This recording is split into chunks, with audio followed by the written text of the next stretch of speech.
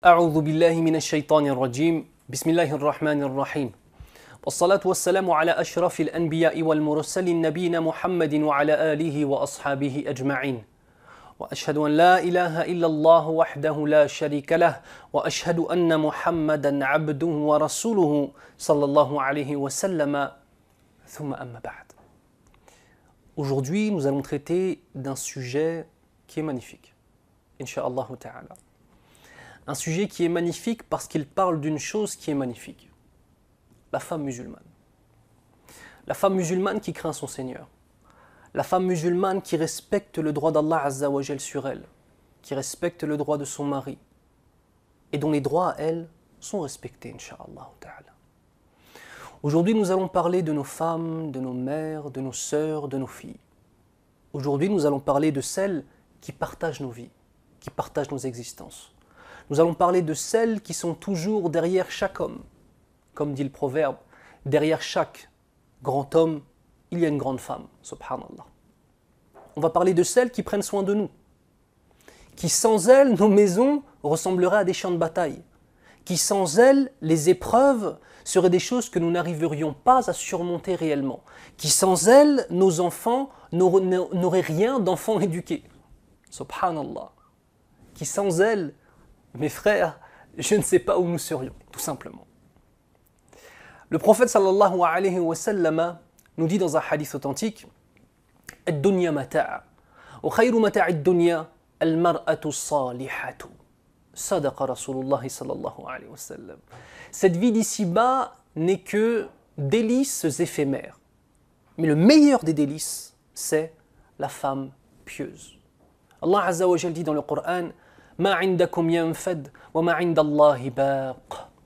Ce qui est auprès de vous s'épuise, alors que ce qui est auprès d'Allah Azza wa Jal reste pour l'éternité. Akhil Karim, comment as-tu choisi ton épouse? Ukhtil Karima, comment as-tu choisi ton mari? Qu'est-ce qui vous unit dans cette vie d'ici-bas pour vous unir dans la vie de l'au-delà?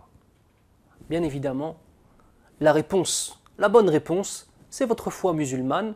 Et à cela, il faut aussi rajouter, bien évidemment, un certain nombre d'atomes crochus dans cette vie d'ici-bas. C'est aussi une réalité. Ta femme, Akhil Karim, c'est celle qui éduque tes enfants. Elle a une place tellement importante dans le foyer que sarahatan, en toute honnêteté, une famille où la femme est pieuse mais que le mari n'est pas pieux, les enfants peuvent sortir pieux. Mais une famille où l'homme est pieux mais la femme ne l'est pas, dans 90% des cas, les enfants ne seront pas droits. Elle est fondamentale. La femme, c'est l'avenir de l'islam parce qu'elle est celle qui donne à nos enfants un véritable amour d'Allah Azza wa Jal et du Coran al-Karim. On demande à Allah Azza wa Jal de récompenser toutes les mamans, toutes les sœurs et toutes les mères de la meilleure des façons dans cette vie d'ici-bas et dans l'au-delà. À partir de ce constat de l'importance de nos sœurs, de la noblesse de nos sœurs et de la valeur de nos sœurs, nous allons parler d'une chose qui attriste. La femme pendant le mois de Ramadan. Nous sommes face à deux choses différentes.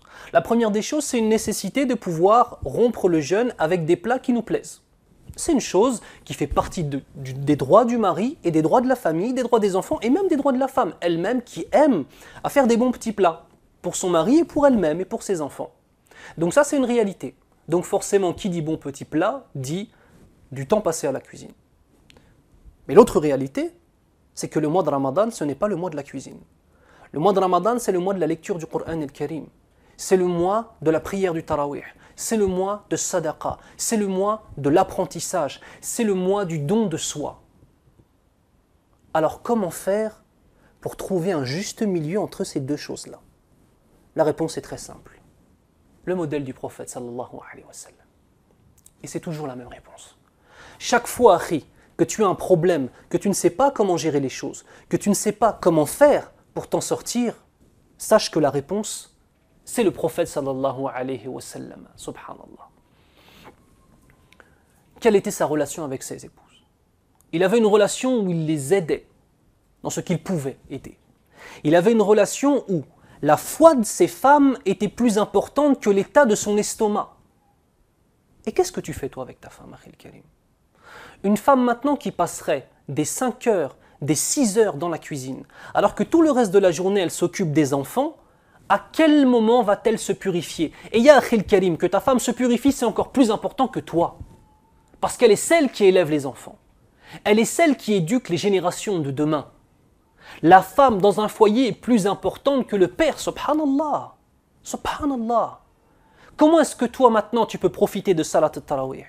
Tu peux profiter de salat al-tahajjud. Tu peux profiter de lire le Coran al-Karim, d'assister à des conférences et que ta femme soit cloîtrée dans la cuisine toute la journée. Ya akhil karim, on va essayer d'avoir de la justesse et de la justice, Inch'Allah. Parmi les choses importantes que tu puisses faire, c'est un conseil que je te donne. Après, akhil karim, chacun est libre de faire ou de ne pas faire. Mais parmi les conseils que je peux me permettre, Inch'Allah ta'ala, de te donner, c'est le fait que dans ta maison, le Coran et le Karim deviennent le tronc principal de vos existences. Pas que toi qui lis le Coran, pas que tes enfants qui lisent le Coran, mais toi, ta femme et tes enfants. Avec des plats, bien évidemment, je ne sais pas, par exemple, vous pouvez faire un jour sur deux, un gros plat un jour sur deux, mais un jour sur deux, quelque chose d'assez khafif, d'assez léger, où ta femme n'aura besoin que d'une heure et demie pour le préparer. Ce n'est pas une obligation de manger un plat qui demande 5 heures de préparation, subhanallah. De même, salat al-tarawih. Pourquoi ne pas faire en sorte, par exemple, que pour salat al-tarawih, un soir sur deux, ce soit ta femme, puis toi. Dans tous les cas, toi, en tant qu'homme, tu peux faire salat al-tahajjud. Pourquoi ne pas, par exemple, laisser ta femme aller à salat al-tarawih et toi faire salat al-tahajjud? Pourquoi pas? Tu l'emmènes, elle fait tarawih, tu vas la chercher, tu la ramènes à la maison. Bien évidemment, elle ne part pas toute seule dans la nuit. Pourquoi ne pas faire ça? Pourquoi ne pas partager? Tu aimes ta femme. Si tu aimes ta femme, tu veux pour elle le paradis, forcément. Si tu veux pour elle le paradis, tu veux qu'elle se purifie, qu'elle se rapproche d'Allah Azza wa Jal. Hunna libasun lakum wa antum libasun lahun. Elles sont un vêtement pour vous. Mais le verset ne s'arrête pas là. Vous êtes aussi un vêtement pour elle. Tu aimes ta femme, tu veux lui rendre un service. Tu veux être un homme positif, tu veux être un homme pieux. Aide-la à devenir meilleure, à devenir pieuse, incha'Allah ta'ala. Tout simplement. Autre élément extrêmement important, qui est fondamental, la maladie de la télévision pendant le mois de Ramadan. Silsilat Ramadan. A'udhu billahi minash shaytanir rajim. Les collections et les séries du mois de Ramadan. Tu veux tuer ta foi, tu veux perdre ton temps, il n'y a pas mieux que toutes ces séries-là, qui sont des séries à l'eau de rose inutiles, qui n'ont pour seul but que de te détourner de l'adoration d'Allah Azza wa Jal. Et je vais donner une nasiha, un conseil, et je sais que sur ce conseil, je vais perdre au moins 40% des gens qui regardent la vidéo. Jetez votre télé à la poubelle, ya ikhwan. Et je le répète, jetez votre télé à la poubelle. Ne laisse pas rentrer ce diable dans ta maison. Ce diable qui éduque tes enfants à écouter la musique, à regarder des femmes non voilées. Il n'y a pas une seule soirée où tu vas regarder la télé avec ta femme sans que tu aies un moment, une publicité ou une scène dans un film où les gens sont dénudés. Ne me dis pas le contraire. Ne laisse pas rentrer cette chose dans ta maison. Ne laisse pas cette chose devenir le compagnon de ton épouse lorsque toi tu es au travail. Ne laisse pas cette chose te détourner, subhanallah. Ne laisse pas cette chose éduquer ta famille, subhanallah. Et maintenant, si c'est le khair et le din et la religion que tu veux, tu as Internet. Ainsi tu peux choisir, subhanallah, tu peux choisir les vidéos qui te plaisent et ainsi filtrer ce que toi tu vas regarder, que ta femme filtre ce qu'elle va regarder et ce que tes enfants regardent, afin de faire en sorte que tu sois actif et non pas simplement passif devant des informations qui te polluent.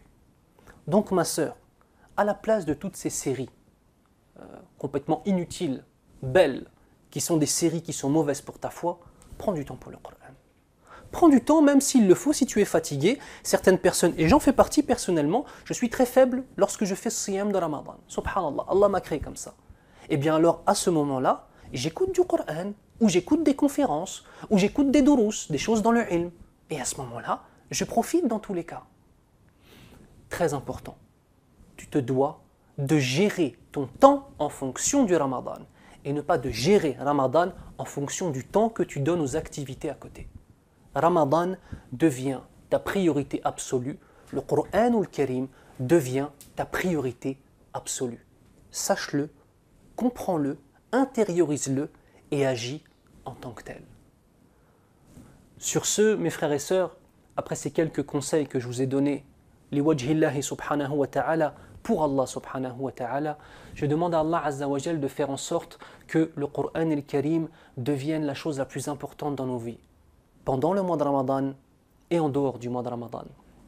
Je demande à Allah azza wa jal de faire en sorte que l'amour qu'il y a dans le cœur des couples entre l'homme et la femme devienne un amour qui soit scellé par notre dîn, par notre mode de vie qui est l'islam et par l'amour d'Allah subhanahu wa ta'ala. Je demande à Allah azza wa jal de rendre tous nos frères et toutes nos sœurs pieux et meilleurs pendant le mois de Ramadan, insha'Allah ta'ala. Subhanak Allahumma wa bihamdik. Ashhadu an la ilaha illa ant. Astaghfiruka wa atubu ilayk. Wa sahafturukum insha'Allah.